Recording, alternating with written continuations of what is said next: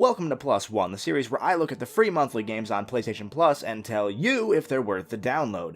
After all, the games may be free, but your time is valuable. Today we're looking at the first of September's free PS4 games with inFamous Second Son, the third game in Sucker Punch's inFamous series. Second Son is, like many of the early PS4 games, a soft reset on the series, so you don't really have to play the first two games to understand this one. You take control of Delsin Rowe, a special type of human known as a conduit, as he tries to stop the government from persecuting other conduits in Seattle. Think of conduits as people with superpowers. They're mini superheroes, or villains. Really, that's up to you. The series is defined by its black and white karmic choices, letting you be the hero that the city needs or the villain that brings it to its knees. That means that you'll have to choose between saving a box full of kittens or stomping on them. I mean, that's not literally a choice, but just an example. Looking at that in 2017, the karma system is definitely archaic, but it's still got a little bit of charm to it. Second Son is an open-world action-adventure game based heavily on traversal. Think Assassin's Creed, but with superpowers. Over the course of the game, Delsin obtains 4 different power types that he can control: smoke, neon, video, and eventually concrete. Each of these have the same basic moves: a dash, a shot, a grenade, a missile, and a floating power.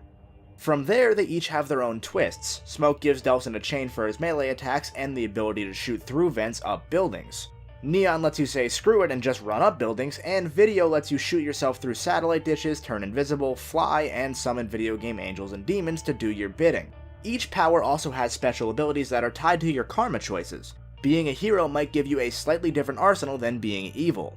None of these powers are ever really fleshed out though, and picking between them is really just a matter of preference.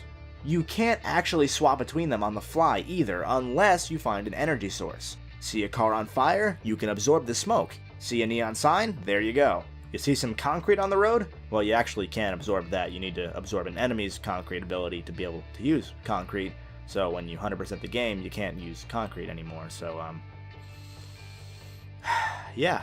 Sprinkled throughout Seattle are collectible blast shards that allow you to level up your different abilities and random encounters like sign spinners or drug deals. Each district in the city is controlled by the DUP, a government agency designed to find and capture or kill any conduits roaming the world. Obviously, Delsin being a conduit, he's not having that, so you'll run through some optional side missions fighting the DUP to weaken their grip on the city. Now, I put optional in quotes because the game actually hides its criminally short length by making you collect blast shards to progress, and you can only see blast shards on the map if you take down the DUP in each district. A lot of the gameplay comes down to doing a mission, roaming around aimlessly for 20 minutes collecting shards, doing another mission, and repeating. The powers you get and the characters you meet aren't fleshed out because the story is almost played in fast forward for much of the game. As soon as you get a power, it's on to the next area, which looks slightly different, but really isn't all that distinct. Oftentimes, if you've been collecting blast shards, by the time you get a new power, you'll already have enough shards to level it up to full power, meaning that you never really get a sense of progression with each new power. Throw all that together and add a little drop of Delsin being unlikable as a character and very repetitive enemy variety that only gets more stale as the time goes on, and you get a short game that's often frustrating. I got 100% completion on my first playthrough in less than 8 hours, and if you're not doing everything, you could quite easily beat this game in 4 or 5 hours tops.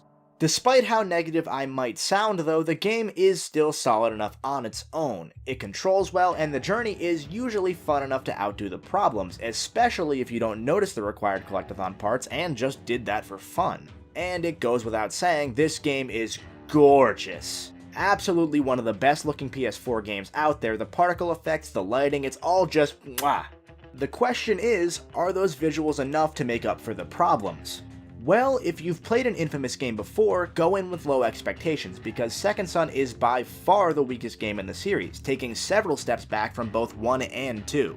Simply put, Second Son really isn't that good of an inFamous game, even if it's a good enough game by itself. If you haven't played an inFamous game before, you're most likely gonna have a good time as long as you like open world games and collecting things and don't care too much about the story.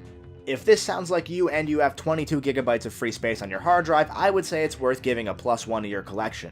You'll at least have some solid fun for an afternoon, provided you don't think too much about it. You'll have to play through the game twice to get the Platinum Trophy though, so if you're a true completionist, get ready for a lot of tedium on your second go. At $20 regular price, in case you're watching this after the game stopped being free, it's probably only worth that if you're a fan of the series already. I would strongly recommend anybody instead just spend that $20 on the first 2 inFamous games on PS3 or PS Now. You'll get a lot more bang for your buck there.